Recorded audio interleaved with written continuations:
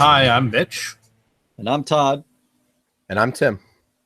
and we are the Grizzled Geeks. This week we talk about The Nvidia Geforce Experience requires a login now. On1 Photo versus Photoshop, the subscription model versus one-time purchase. iPhone 7, less memory equals slower hardware. Scientists accidentally convert CO2 into ethanol. We'll go over a few Marvel movie trailers as well as Assassin's Creed. Talk about Paladins. And Todd has troubles trying Star Citizen. And we'll finish it up with the Nintendo Switch. All right, so let's get into the first topic. I noticed this last week, and Tim, I think you were the one that put this one in here. The GeForce Experience, the latest update, now requires a login. It was a little bit of a surprise. I didn't really take too much issue with it, just created an account or whatever, but it seemed to bug you a little bit. Yeah, it bothered me because it's pretty much the main way I kept my driver up to date. Because it notifies you. The game optimization stuff I didn't really use too much. I ended up doing that myself, but having to have a login to get a driver for a piece of hardware, I don't know, that just bothers me for some reason. It's just one more login. Drivers, I've always, I don't even want to think about how long I've been building computers, but login or drivers have always been available on websites or floppy disks or whatever. Never had to have a login. They've just been available. So it bothered me. So Yeah. I could see it if it's just that. Sorry, you were going. Had something to say.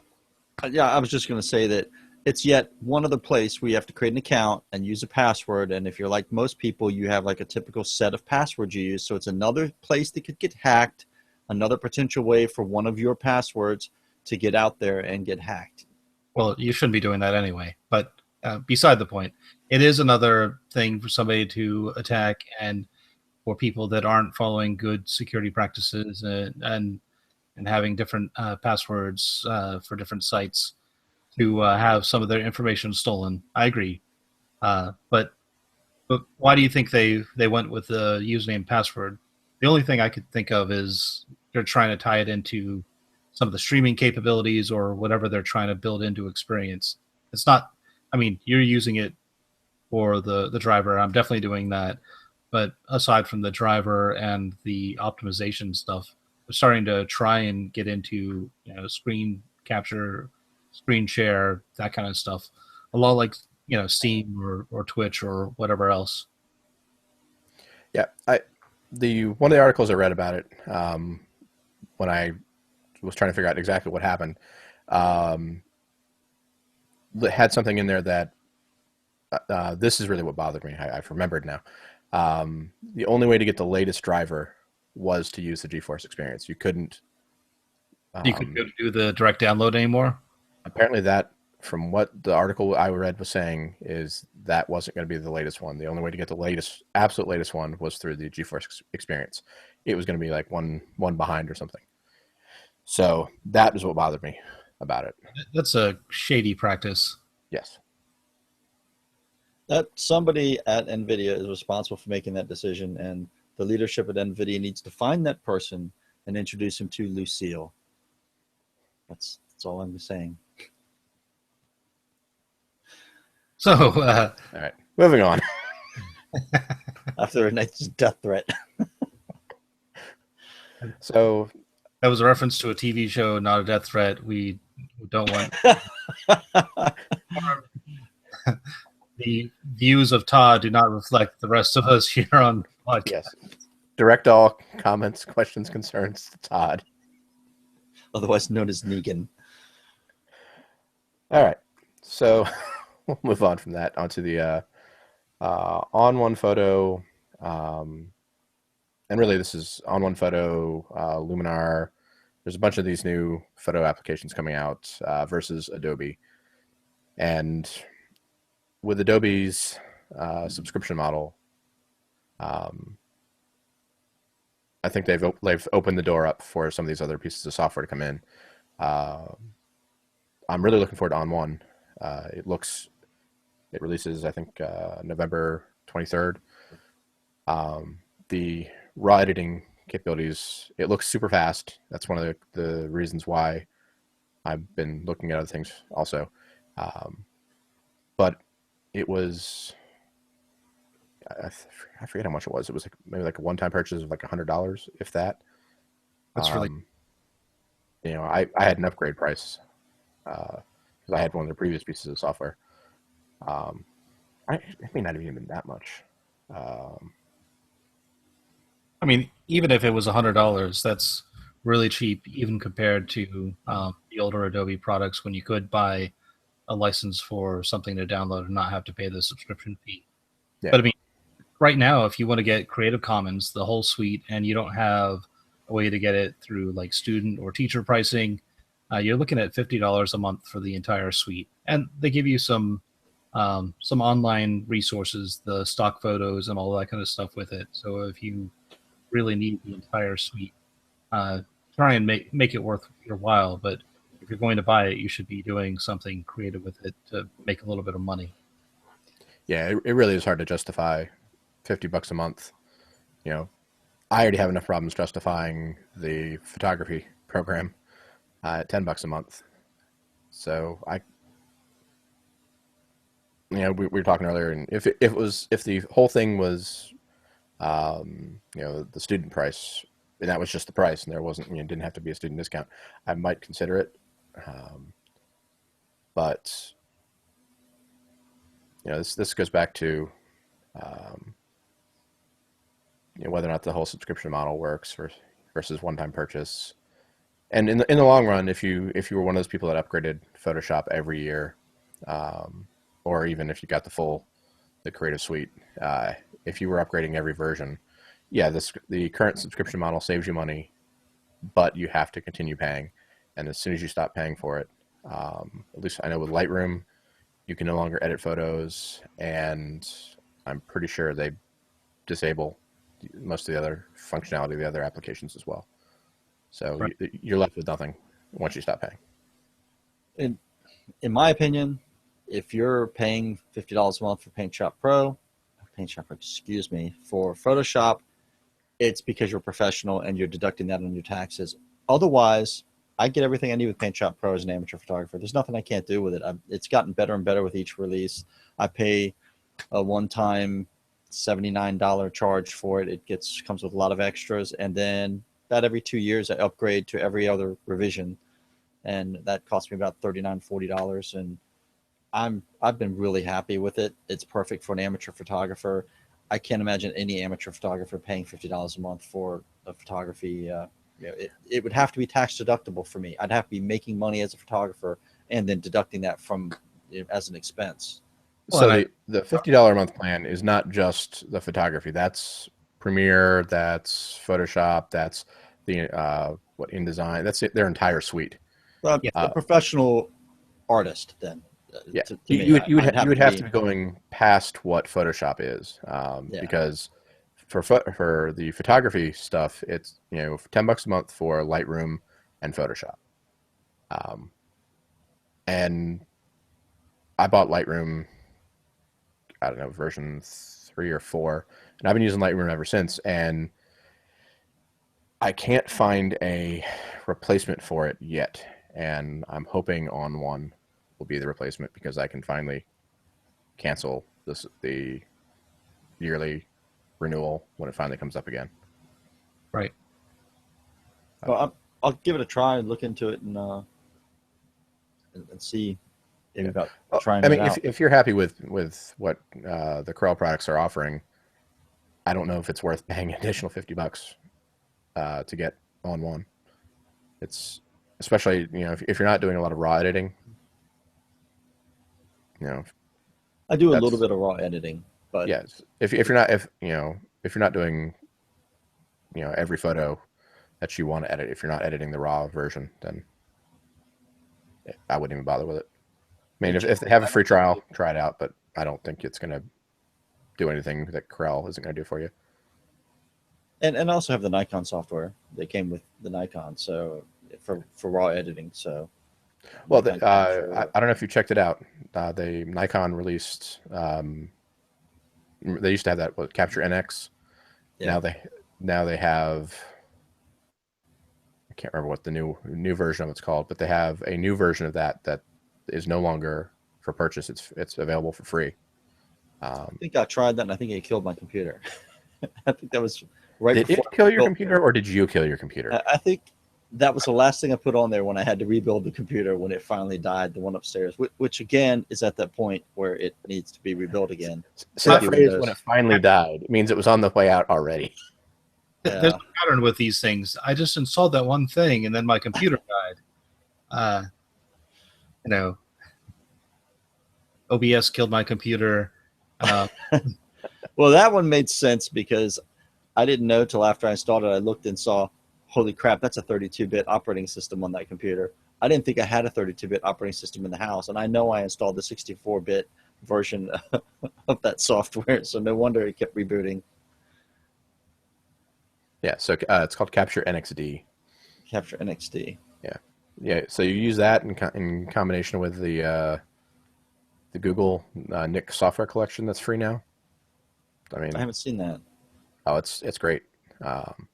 Another piece of software that company bought and released for free after I'd already purchased it. So That's a little funny. thanks, Google. All right, well, we're running a little long on this. All right. Be interested in that. I've been looking at an Adobe subscription for a little while. Just we get the student price in house with kids in school. But yeah, I'll have to take a look at the On1 products as well. So the next article you had in here, Todd, iPhone 7. Yes, the iPhone 7. There was an article about it in a couple of different places. The one that I posted into the feed here is the one from The Guardian. It just kind of made me laugh a little bit. So what people are claiming is that it comes in different tiers, and the lowest tier only has 32 gigabytes of space, and apparently it also has lesser hardware inside. It's slower in many ways besides having less space. It's got a slower CPU. They say significantly slower than the 128 gig iPhone 7. So I just thought that was kind of funny that it's not just a matter of space anymore. You used to look at a lot of Apple gadgets, and you would say, for the iPod and other things, like you get your 32 gig or the 16 gig or whatever, and you'd pay more for memory space. But now you're not just getting just more space, but you're now getting apparently faster processor and faster performance. And at first I was upset with this, and I understand why people are griping about it, but maybe that's the American way. You got to pay to play. If you want the better things, you got to pay the more money. That's the way America works. Yeah. So if the processor is slower, that I have a problem with, because they, in all their presentations are like, oh, it's got the latest. I don't even know processor, A9 probably, A10, whatever they're up to. They're like, oh, that they've got the latest processor. The storage, I can understand why the storage might be slower, because if you look at any of the flash-based storage, there's a performance hit on the smaller, capacity drives. SD cards work that way. I think CFast cards work that way. The SSDs work that way. So there's something. I'm not an expert on storage, but every spec I've ever looked at for any small capacity drive versus the larger capacity drives, there's a point where the performance, it finally catches up, and then from that capacity on, it's decent, or it's the same. But And the other thing that I just noticed, it kind of surprised me, really, I don't know why this would have anything to do with it, is supposedly has much poorer 4G reception. that, I think, had to do with there was a different processor. So depending on which, it was like Intel versus the Qualcomm. So it could be something with the processor interfering with the reception, or I don't know if it's tied into the processor at all. So there's a difference in hardware there. So Yeah, I just went to the Apple site to look up at the specs. They don't list separate specs for the different memory versions, so it looks like the hardware, aside from the memory itself, is the same, or at least it's in the fine print somewhere that I'm not seeing obviously on here. As I don't have anything else to add to that, so I figured I'd do a little research. Yeah, I wouldn't expect them to list specs on, because, and from what the article I saw, it was decent performance even on the smaller one. The difference between the smaller capacities and the larger capacities wasn't ridiculously huge. And most people probably wouldn't notice it. And this is, as geeks do, we like our numbers, we like our pretty charts, and yeah, I was talking about the processor specs. Yeah, well, I mean, same thing with that. I mean, the majority of people, except if there is a real difference with the reception, I don't see the majority of people even noticing that. If they're benchmark testing, they're looking at numbers. It's probably not something that you would actually notice. Exactly. Yeah. I would think that there would be something in the chip maybe to make it a little slower about a year from now. Like right around when like the 7S, or maybe the iPhone 8 comes out. possibly. Yeah. They just flip a little switch, and my phone's running like crap. I gotta get a new one. It's a iOS update that comes out. It's the slow update. That's right. I forgot about the slow update. That one always comes around. Anyway, do we have anything else we want to talk to about the 7? It's still too expensive. It is still. We were looking. My wife's looking for an upgrade. $750 for 128 gig iPhone 7, the mid range one. And they don't even have an exploding model. Well, they actually do. Oh, you really? Say that? Yes. I saw an article. There. Oh, now I'm gonna.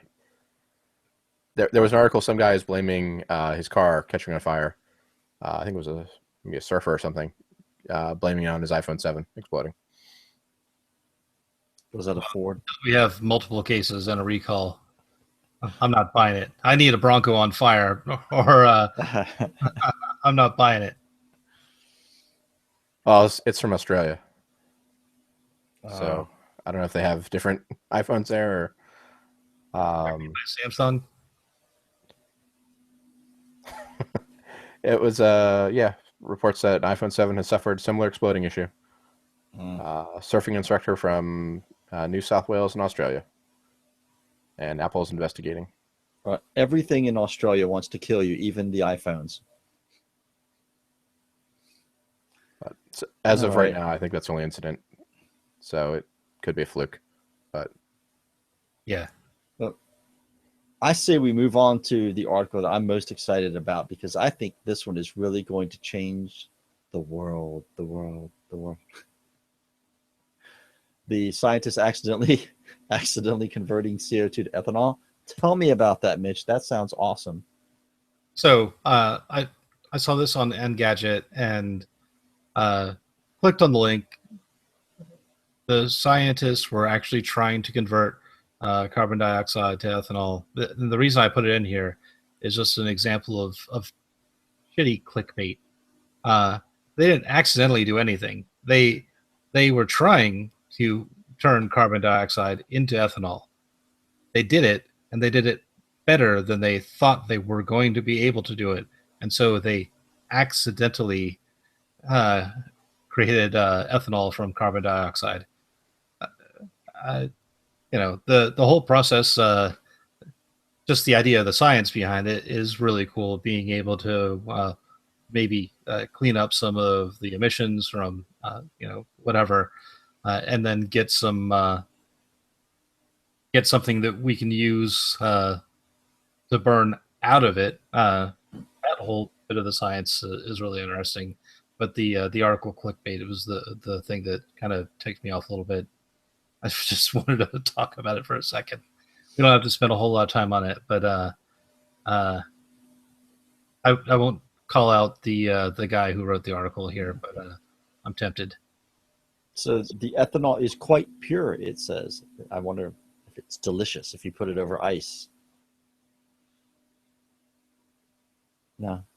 No. Nope. Crickets. All right. Well, I'm sure that's pretty Cheap. freaking awesome to take waste and turn it back into something productive. Is all with very little effort. It looks like a nano droplet of nitrogen. That doesn't seem like it's hard to come by. A nano droplet of nitrogen. You go down to the nitrogen store and just get a little nano droplet. As you do. Anyway, so the next article we had on here was, we didn't even cover this one in the intro. Do we want to talk a little bit about the DDoS attacks at all? No? Yes? No. Doesn't look like it. So the one thing that I did, I'll just real quick. The group that did this claimed that they used Internet of Things devices, hacked those and used those to repeat signals to the sites that they were targeting to increase the number of devices that were sending signals out to the sites. And that's what allowed them to be so successful. As we head towards more things online, it would be great if we maybe thought a little bit about securing that stuff. Anyway. The only thing I can say about that is they need to find these guys and introduce them to Lucille. There, right back to the. Anyway, yeah, that's one thing. A lot of makers of these devices, they try to make them easy to use, and security is so far down the list of priorities because, as we've seen, working sometimes, the more security you add, it almost seems like roadblocks for people, and people don't like that. And even though it is good for them, sometimes you just want to get in and hack something to make it work or to do something new. And I totally get that. But then once you have a off-the-shelf commercial product, you should have, default standard secure lockdown drivers to keep, people out of your webcam or people, out of, whatever, keep them from, taking the thing and turning it into a zombie and, sending out signals nonstop for a couple of hours to take down Twitter and Netflix and whatever else it was that they took down. Well, I took down Netflix. Oh, I have problems with this now. I didn't even know wrong with or I didn't even notice it. Yeah, I didn't notice it either. It was during work hours for me, and I didn't really care. Yeah. So speaking of Netflix and television shows, we had a couple of things up here. The Assassin's Creed movie trailer. Todd, you added that one? I did. I saw it on IMDb's thing. I was looking for some new trailers. I was like, hey, Assassin's Creed game. They've made a movie. That's never a bad idea. Although I'm probably the only person on the planet that actually enjoyed the Doom movie until they went into Berserker gamer mode. Was that created by UA Bull, or it was another one of his? I think so. Hey, it had The Rock in it, so there you go. So they could have been all bad. Even The Rock makes stinkers every once in a while. Yeah, it was okay, but the Assassin's Creed movie, I watched the trailer and I give it two enthusiastic thumbs sideways.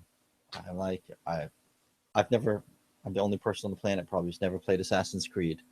So I had no idea until you told me. I was like, wow, this thing sounds like a really far-fetched plot where he's in the future and now he's in the past. And you're like, that's the way the game is. Like, oh. When I saw the trailer, I halfway thought I was looking at the trailer for the next game. See, I thought I was looking at the trailer for the next because I saw the first clip I saw of it was him turning around the hood, and I thought I was looking at the next trailer for Guardians of the Galaxy 2. Oh, Looks like Lee Pace's character. Lee Pace, which one's that? I knew you were gonna ask for the character name, the main bad guy from the first one. Oh, what's his name? Yes, The destroyer of hammers. yes, Blue dude. yes, blue dude. Blue man. I am master of names on this show.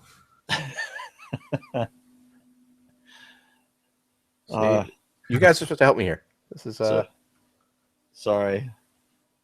I don't really have a whole lot to say on the Assassin's Creed movie other than it has Michael Fassbender. So I don't think I've ever seen him put in a bad performance. I've never played the game. Maybe I'll go watch the movie and then it'll make me want to play the game. Or maybe I'll play the game and it'll make me want to go watch the movie. One or the other. I suspect you'll see the movie and it'll make you never want to play the game. The fight scenes look very stylized. So Every other one is okay. every other what? Every other Windows operating system is okay. Every other Assassin's Creed is okay.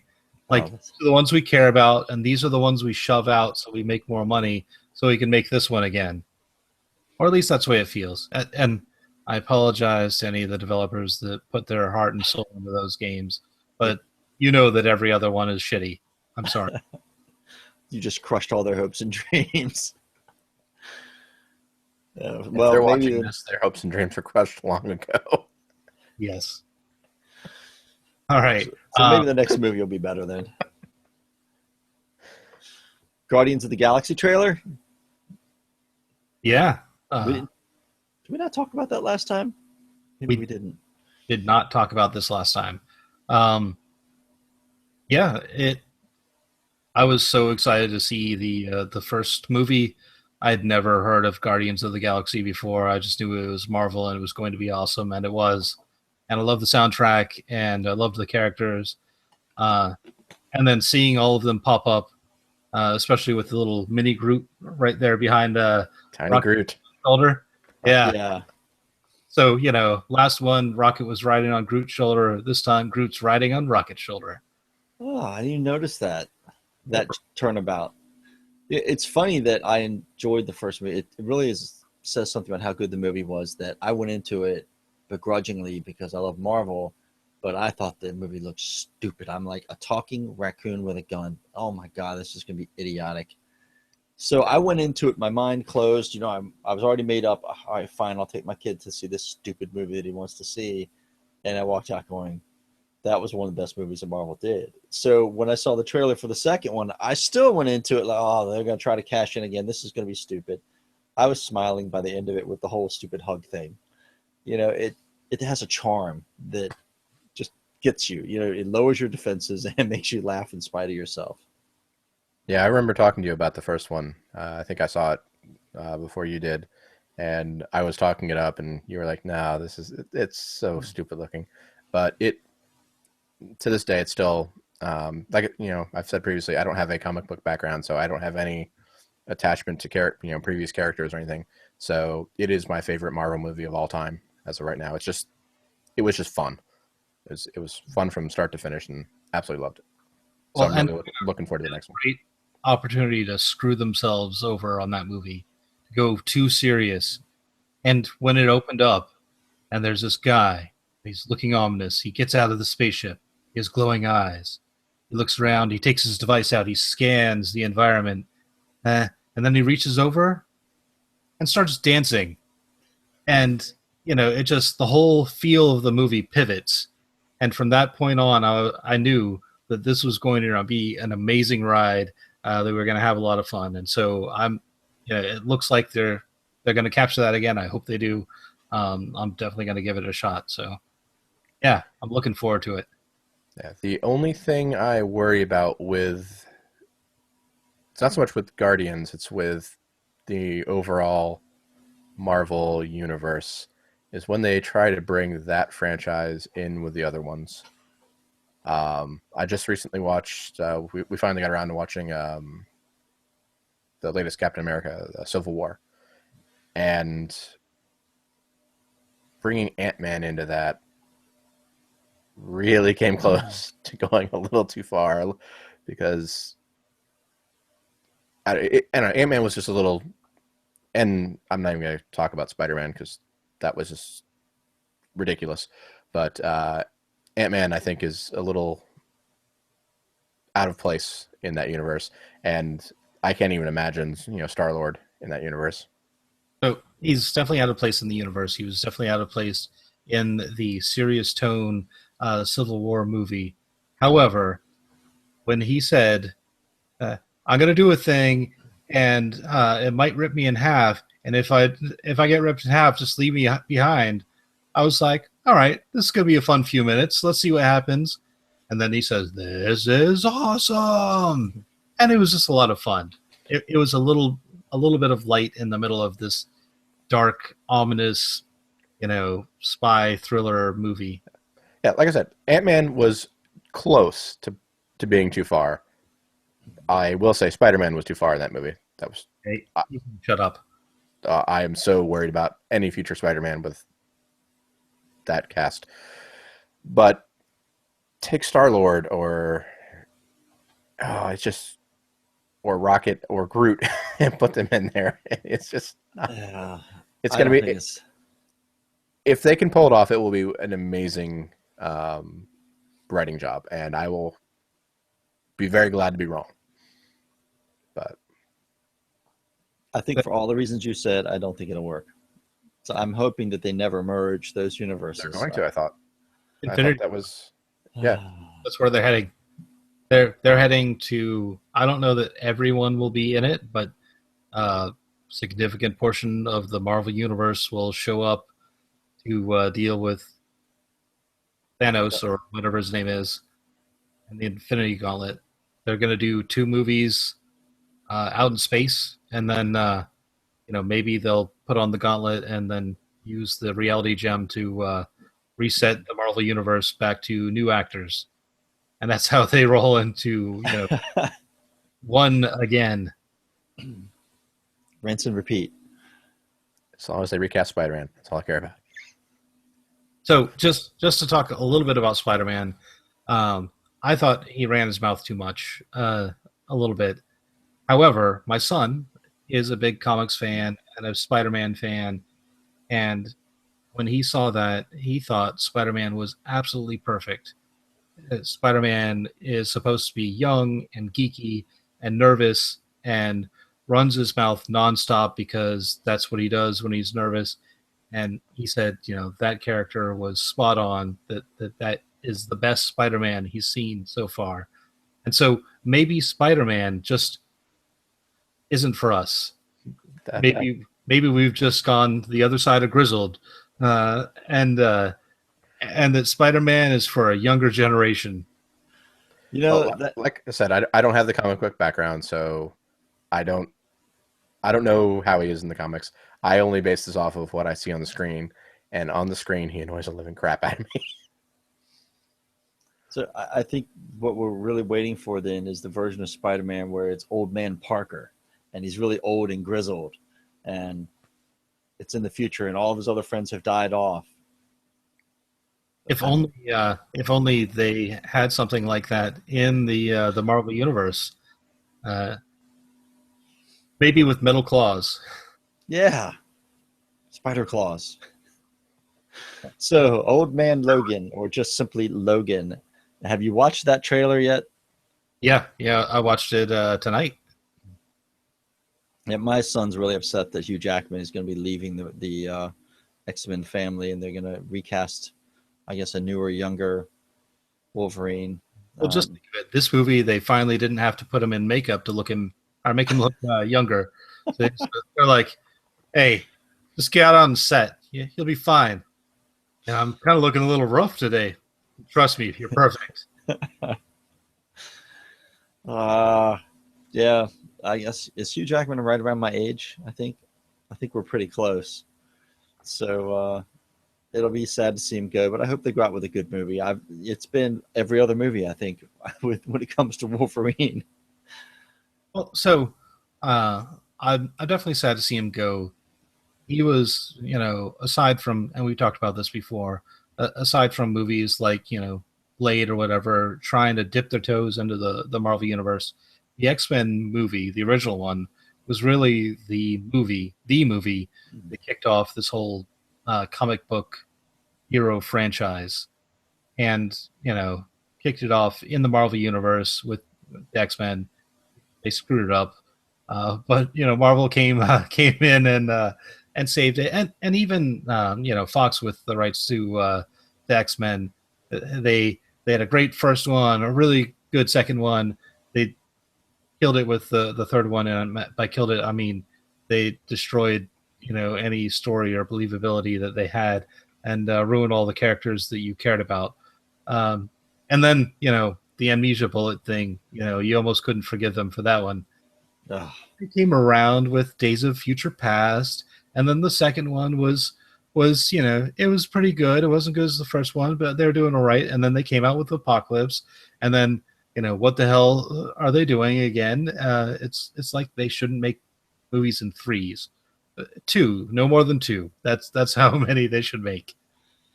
Yeah, when Bryan Singer left from the first franchise for the third movie, and they put Brett Ratner in to direct it, they were done. It's funny how that choice is so important. Bryan Singer was the first director I can think of to treat comic books as a serious topic. And when you sat down for that first X-Men movie and they start off in Auschwitz, that you're not in your father's comic book movie anymore. You're like, wow, they're going to really start this movie in a heavy, heavy place.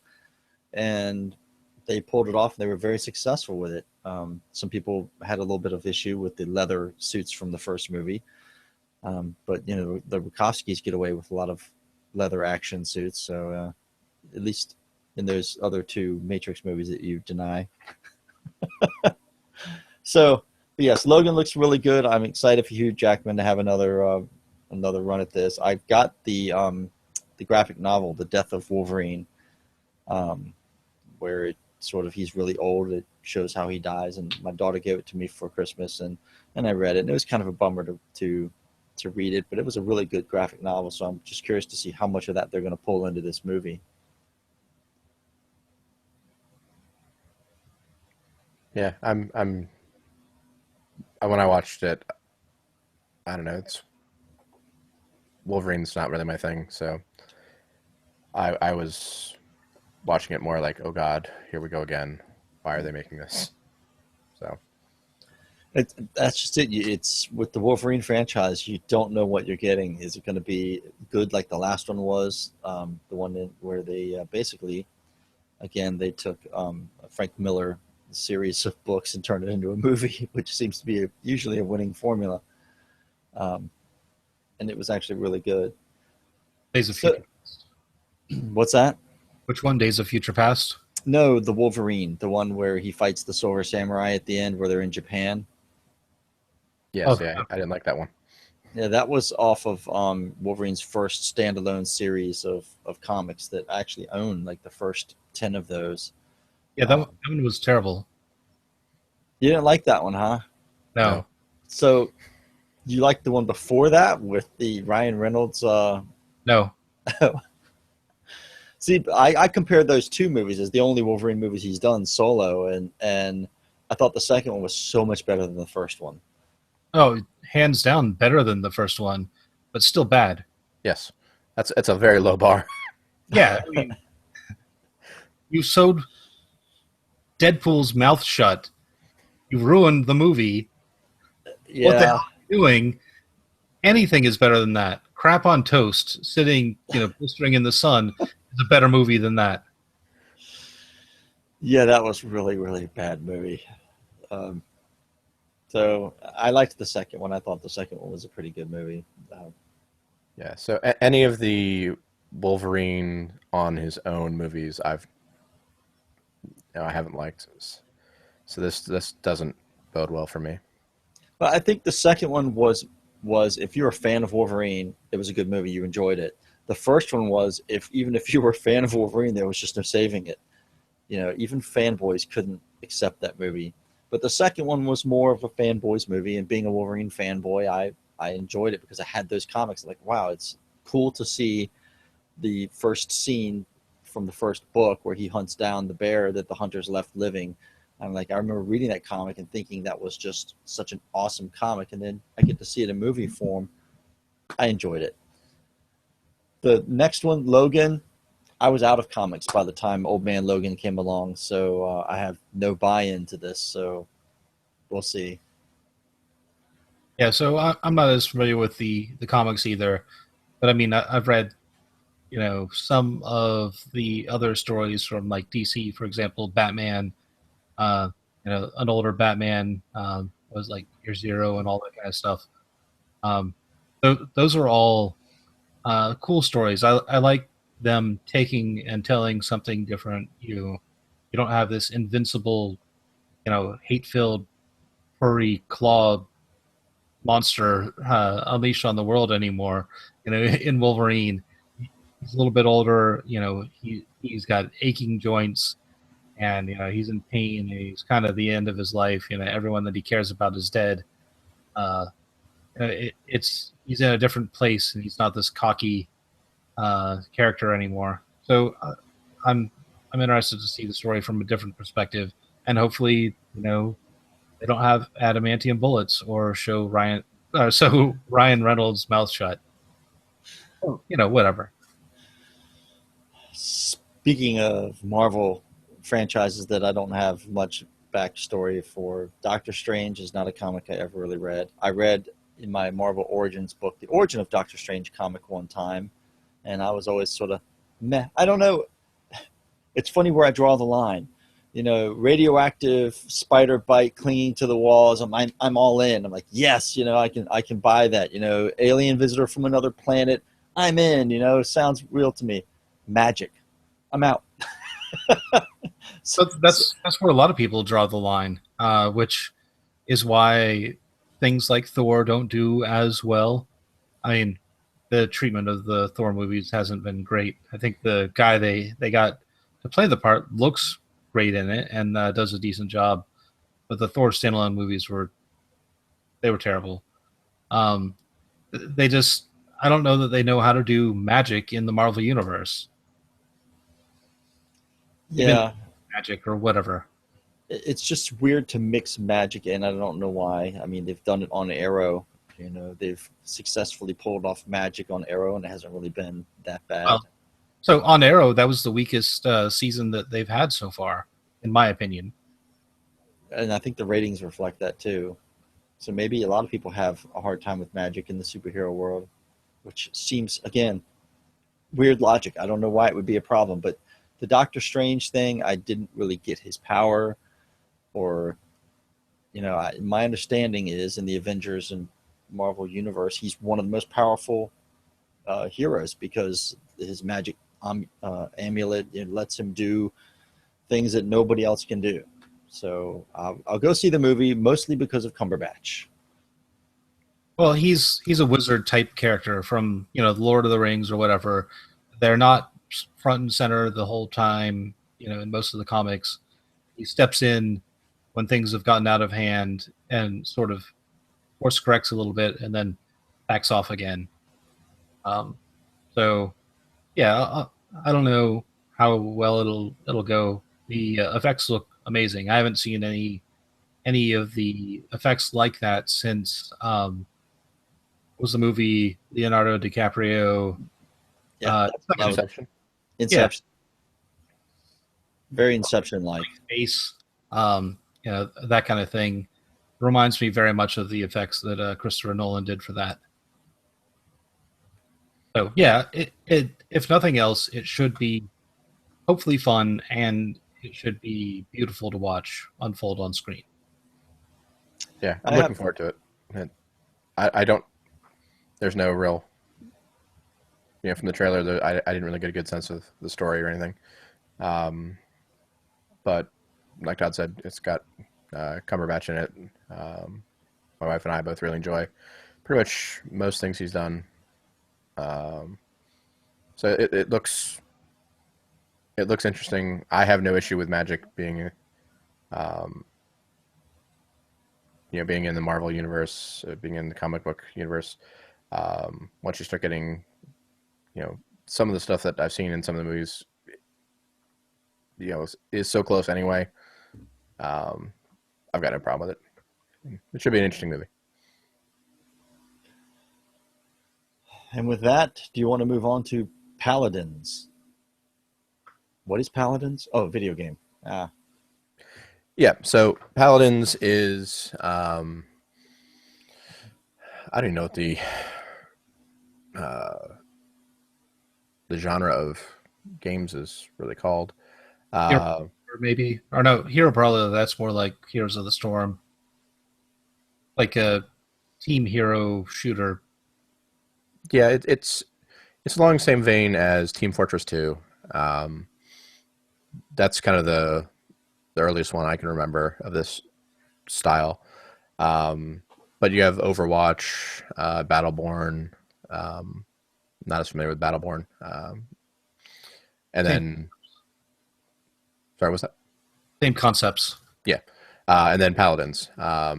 What drew me to Paladins is the price. It's free to play. And for the, it uses the model of you get, one or two of each hero type, and you can play without paying. And if you want to unlock all the characters, you pay I think the most is like $20. So even unlocking the entire game and all the characters is still half the cost of Overwatch. But you could play it entirely for free. And I heard Mitch talk about Overwatch. I've seen a lot of people playing Overwatch. It looked really interesting to me. After I started, really looking at it, I'm terrible at first-person shooters, but it did look fun. But the $40 cost of entry to find out if I was even going to like it was a little high. So when I saw Paladins, I started trying that out, and it's a blast. There's that whole very similar, Blizzard, and I think it's High Res is the game studio that makes Paladins. There's backstory there with, borrowing assets with concepts and potentially, tweaking games to be more like the other. But I would love to play Overwatch, but they need a free trial. Anyway. Yeah, well, I don't know about Paladins. Overwatch is the first that hero shooter that I've played. I tried playing Team Fortress for a while, and it was fun for a few minutes, but it ultimately didn't really catch my attention for very long. I got in, I played, it was free. I ran around to some of the classes, but maybe a long weekend I played, and that was pretty much it. And I've installed it a couple of times, never really played it all that much. But Overwatch, for me at least, immediately caught my attention. A couple of really neat concepts that they've got there. I'm not sure if Paladins has the same type of stuff.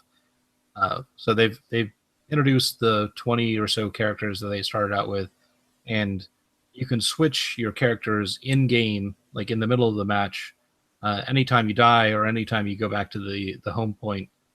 Pretty much the only time you do is if you die.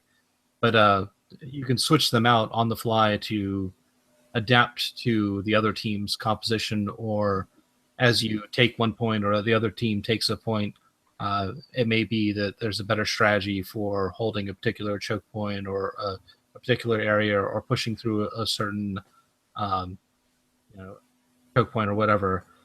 So the whole dynamic of being able to very quickly go in and figure out what the other team's doing, and then figuring out a good counter for it, and just switching out on the fly is what I think I like the best about Overwatch. That and the characters were really well balanced. There's always a counter to somebody.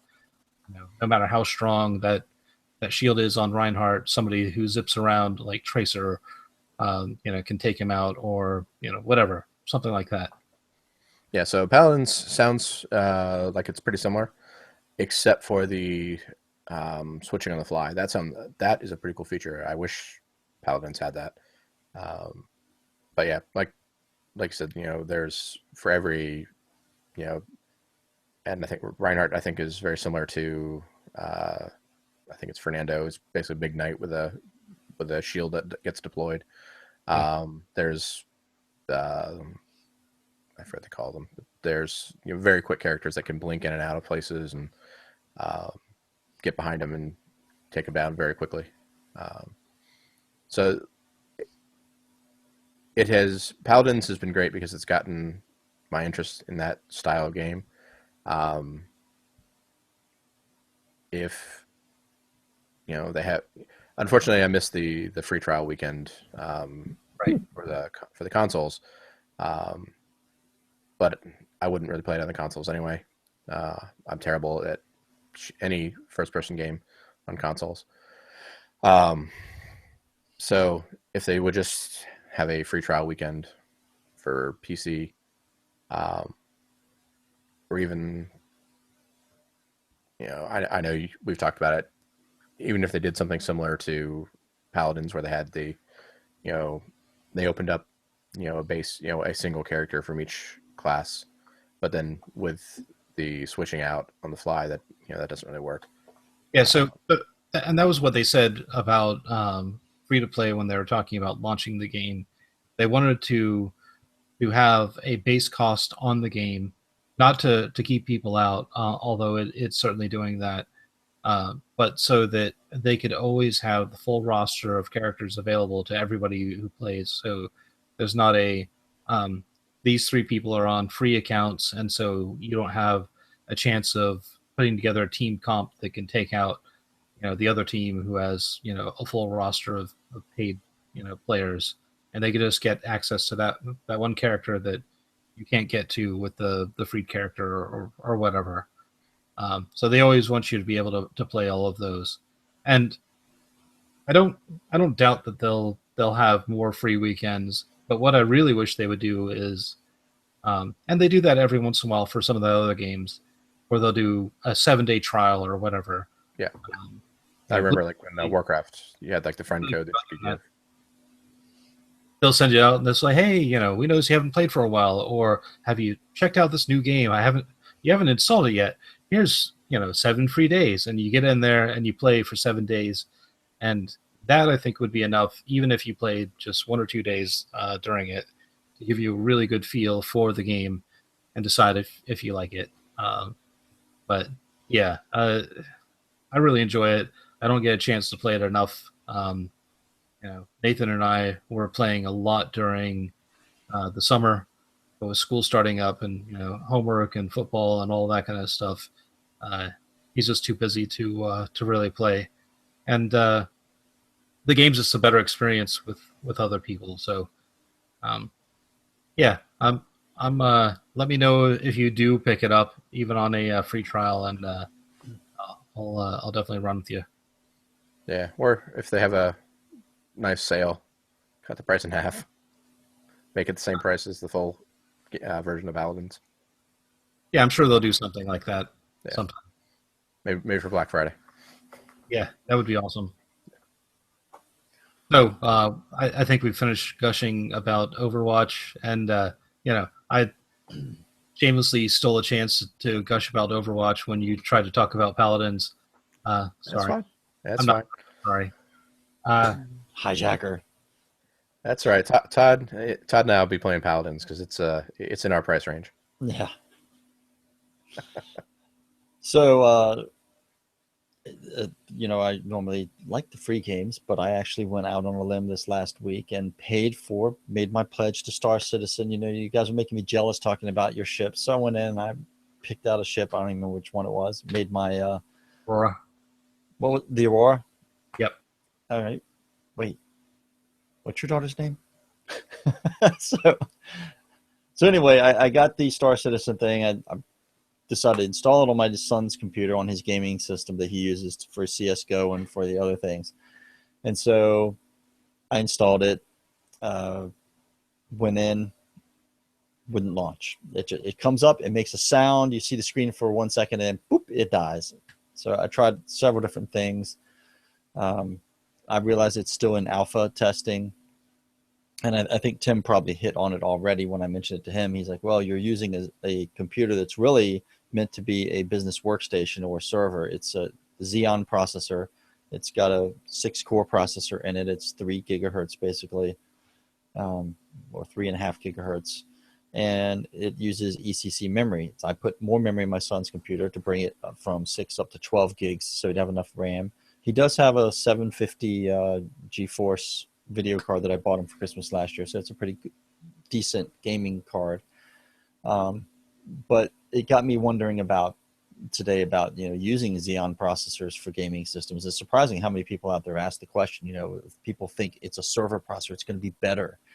And I read something on Tom's Hardware that said, that games generally don't use the extra processing power and the extra threads that you get in a Xeon processor. They pretty much just want raw horsepower. They want gigahertz. They just want a faster processor. And so I was like, all right, it seems like a waste. But then my son gave me a business use for it that I hadn't really thought of. And that is the hardcore gamers who, like he does now, he's got 3 monitors going, and he's not playing a game stretched across the 3 monitors. He's playing the game on one monitor. He's chatting with a friend on another monitor, and he's actually streaming somebody that he likes on YouTube on the other monitor. That is a good use case for a Xeon processor because they do that better than the other processors because he's got multiple things going on. So I'm hoping that based on that Star Citizen will release a patch or an upgrade because I saw something today on their forums that other people with Xeon processors have had issues as well. Yeah, I don't know if you necessarily need a Xeon processor for that type of application. I think just anything that does, like what the i7s do, they have 4 cores, and they have hyperthreading. So it's shown up as 8 logical cores to the system. In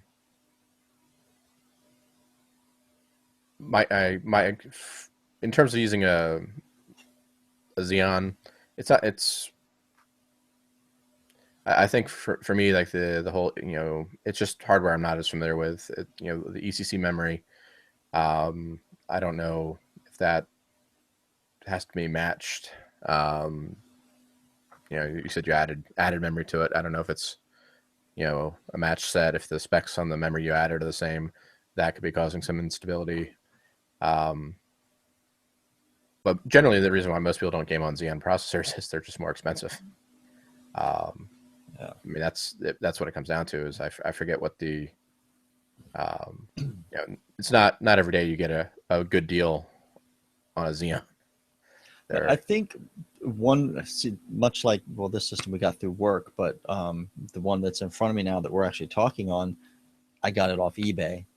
But the thing that you find with I think is people who build a system, who have a system, tend to not sell them as much on eBay, and they're always one-offs.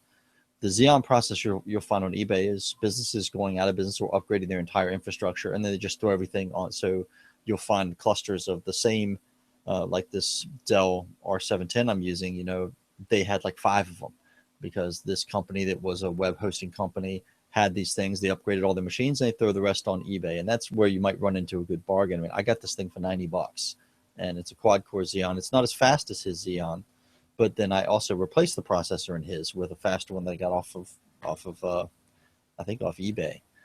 So that's, I think, the only way I'd ever be able to afford it is Xeon as a used Xeon. I've seen the price on some of the newer ones, the faster ones that are out there now. I can't touch that price. So at that point, I'd be i7. If I was going to build a new gaming rig right now from scratch, hell, you know how cheap I am. I wouldn't even do an i7. I would get an AMD. I would no AMD. Go i5. i5 is the sweet spot. Yeah, maybe I could go with a fast i5. So just completely derailing us for a second. So you upgraded the processor. You put a faster one in? I put one in with more cores. The original one that he had was a dual core processor. And when I went and looked up the specs on that system, they had 3 options, and one of them was a 6-core processor. So I put the 6-core processor in there, and it started having some heating issues.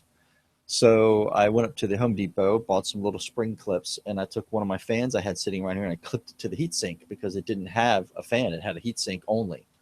And once I did that, no more heating issues. All of his heating issues went completely away. And even running the fan had a variable speed on it. I'm running it like middle speed. And we look at the temperature gauge on that thing, and it's running cool as could be now. He plays CSGO on that thing all the time. He's never had any problems with it. Okay. I would be concerned with heat issues for that, number one, but also something, I don't know how CSGO, I'm not sure how much that taxes the system. Other thing to look at would be the power supply. If it still has the original power supply, check to make sure that it's rated high enough to handle graphics card and the CPU and all that. Yeah, because you've made a couple significant changes to that system. I would look at the graphics or the power supply, make sure, and make sure that it's, because every power supply is rated for whatever watts, but you're going to lose some of that due to inefficiencies in the power supply. So make sure that it's actually you have enough headroom potentially. The original video card that came from Dell, that system was meant to be, I think, some type of graphics workstation because it came with this really expensive VisionTech graphics card, which was the reason I bought the computer in the first place. It was a really nice graphics card, and it was DOA. And so I wanted to... or something? What's that? Was a Radeon, or not Radeon, AMD Fire Pro or something like that? It was a Radeon. I can't remember which one, but it was... the card was still going for around $150 to $200 at the time that I bought the thing. It just was DOA, and we couldn't find a receipt at work for it, or they would have, if I went in, I was going to RMA it, and they were like, well, if you have a receipt, we'll send you a new one. And we never could come up with a receipt, so I finally got tired of messing with it, and I just, for Christmas, I bought him the Geforce 750, and he's been super happy with that ever since. And when I went by Best Buy and I grabbed a cheap video card, like an XFX R5 220, and I put that in his computer when I got it just to make sure it was working, that the computer wasn't DOA, and then it worked fine, but that is a horrible video card. That's the video card that is in the machine I'm using now in this Dell. I put that in here. So, and it works decent. We beat this to death enough. Yeah, there's no horse too dead to beat, but yeah, we've beat this to death. So that I'm looking forward to playing Star Citizen. Hopefully, when I get a system that will work with it, or they send out a release. I think eventually they'll have to put out a release that is a little more accepting of other hardware types and other processors. Well, the fact that it's in an alpha right now, if they're supporting the top 80% or 90% of the specs that people are playing with right now, and they're not worried about the lesser used specs. If there's some issues with it or whatever, some code that needs to be cleaned up to handle those cases, you've got to forgive them a little bit, even though it kind of sucks that you paid your money and you're not able to access the game right now. It's not the first time that I've had this experience with things in life in general. I think it tends to be me. I'm always the oddball, the odd person out. I'd make a perfect tester for your fringe test cases. Not so much the core user test cases, but yeah. So like Mitch was saying, Xeon processors generally not used for gaming. So it doesn't surprise me at all that they probably haven't tested their client with that. So hopefully they will at some point, but. I just told Todd to start it up every so often. It'll send the logs out to them, and eventually they'll get tired of Todd starting up his client and just fix it. I'll keep nagging. So our last topic, Nintendo Switch. I haven't even seen this, so tell me about the Nintendo Switch. What is this thing? So it looks like to me they're trying to go for an all-in-one. What if you could have a current gen graphics capable console that you attach to your TV, but then be able to take that gaming with you on the road. So it's got an embedded tablet inside of the console itself, pull that out, the controller is attached to the console or to the tablet, so you can take it as a mobile gaming device. You don't have to have it hooked up to a DV. It's not quite as powerful at that point as it is when it's docked, but it's the same games, the same experiences.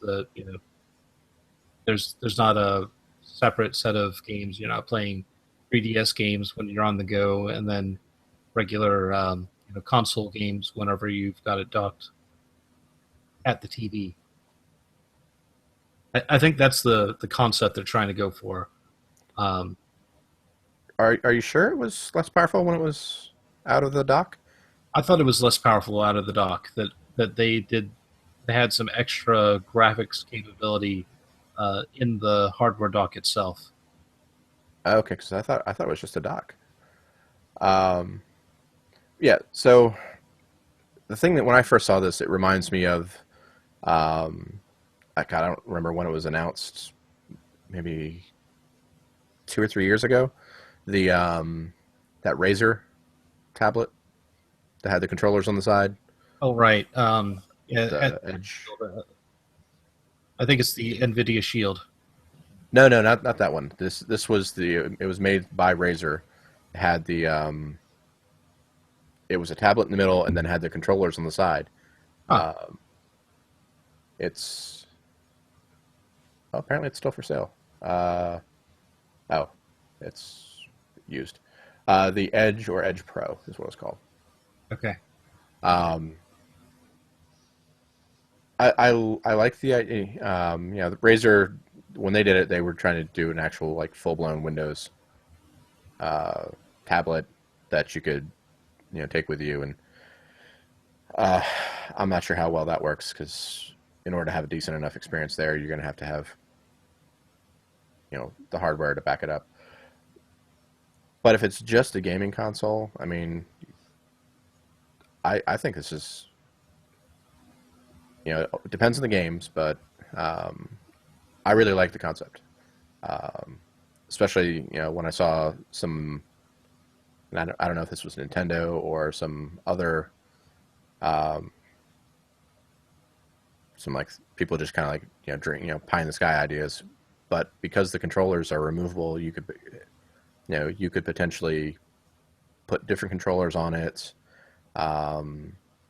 different if you're doing a not that I play these games, but if you're doing a fishing game, I saw they were using like the fishing controller. You could swap those in and out. I just like the idea that it's the same. It's the tablet is the console. You just bring it with you, whether or not it has reduced graphic capabilities. You're still playing the same game. It's on the tablet anyway. Yeah. And the nice thing is it's supposed to function without the controllers as well. And then when you get the controllers don't have to be on the side of it. You get back, you can put the controllers together. Or you can break them apart, and different people can use one half the controller as like a original Nintendo style controller. I think the concept is a good one, but the question is whether or not the game library is going to be there. That Game library, third-party support in particular. Yeah. I think they harmed their third-party developer set with the whole Wii and Wii U hardware not being as performant, and people sort of driving away from them to go to other consoles or just go to PC gaming. So yeah, I'd love to see some good first-party stuff from them. Those are always the titles that I really love to play on the Nintendo systems anyway. Third-party stuff, a lot of it was great, but last couple of years there just hasn't been any of it. Yeah. Now, I honestly don't care if it's Nintendo or not. If it's Apple with an iPad that has a similar setup, great. That's what I'd rather have. Yeah. Doing apps. The missing thing for me, and mainly because I haven't actually gone out and got one. The only thing I have currently is I've got, I don't know if you ever saw the old, who makes this? I don't know who makes this. The arcade, the arcade cabinet for the iPad. That's the only controller I have for it, and that's really not portable at all. But maybe dual stick, controllers like this has, or even I know SteelSeries and a couple other companies make controllers.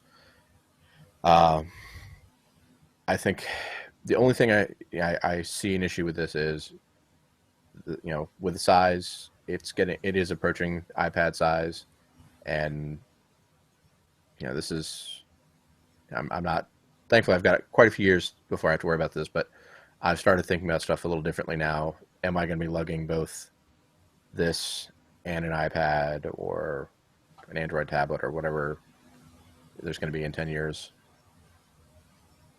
I don't know. It's asking a lot to carry both devices, I think. Well, yeah, you're hitting it right on the head there. I'd rather have everything work on the tablet that I choose, whether it's Android or Apple or Microsoft or whatever. I'd like to have one device that I could do my portable gaming on, that I could check up on email or do web surfing or whatever. Something that's handy on the go that I can have access to, but it's not as big as bringing a full laptop somewhere. But I don't want to carry two of them or three of them. I just like to carry one and have everything work there. Yeah, so if we could take the concept of this, with the dock and everything, marry it to an iPad or your tablet of choice, so that when you get home, you can pop it in, use it as an actual game console, if you want to, or remove it, use it as a tablet. That would be the nice, the sweet spot for me. But I like the concept. I hope hope it does well.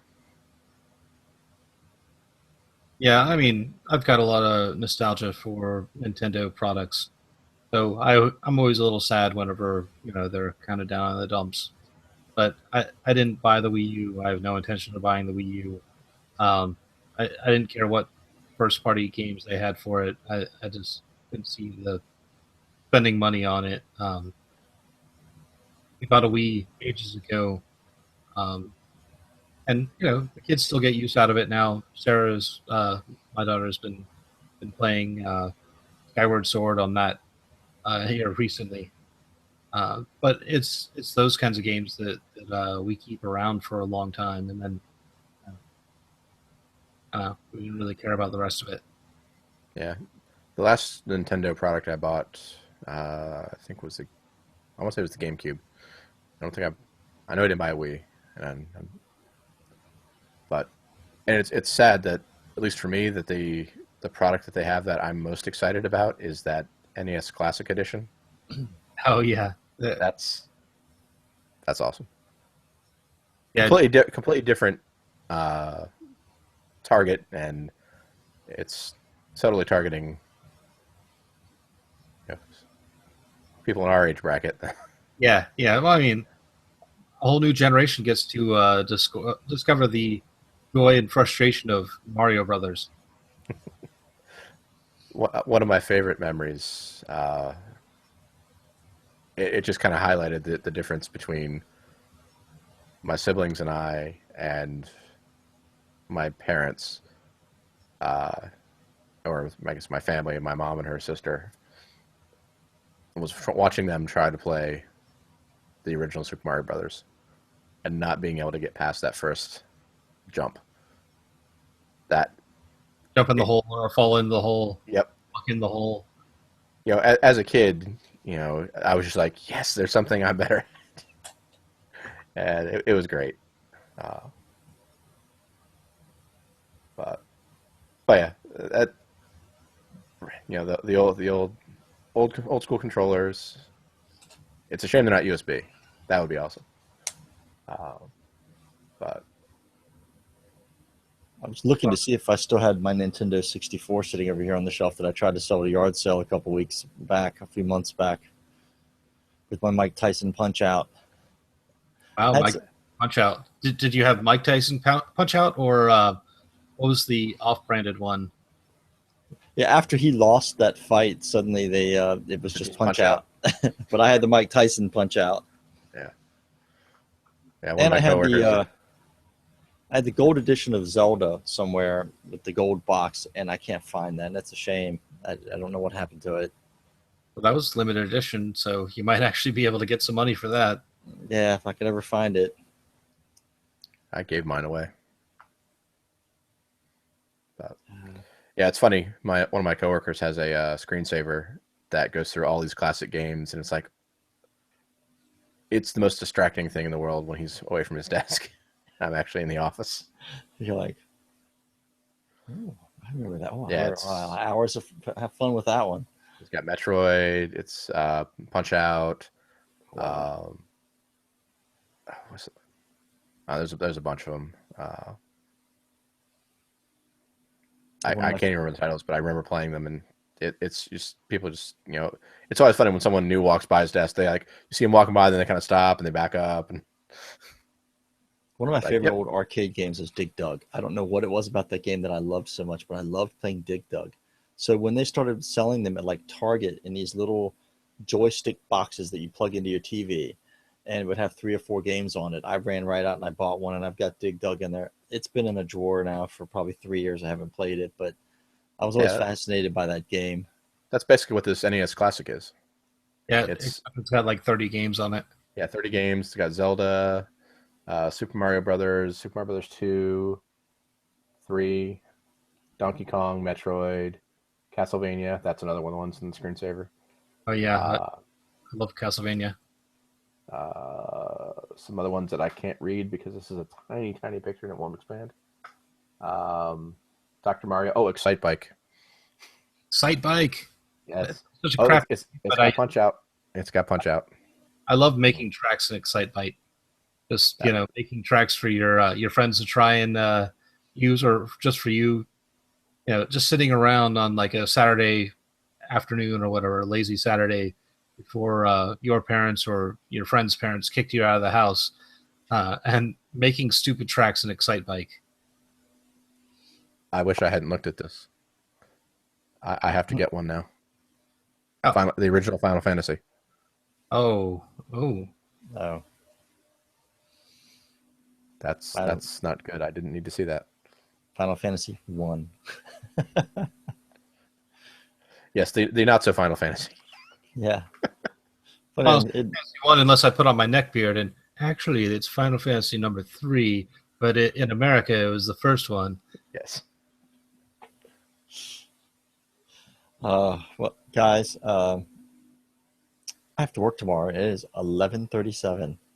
Yeah, it's about time. All right.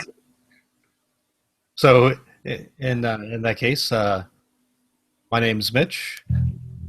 I'm Todd. And I'm Tim. All right, and we are the Grizzled Geeks. All right, thanks. Hey, Tim, what do you think of my homemade drop cloth here? It's got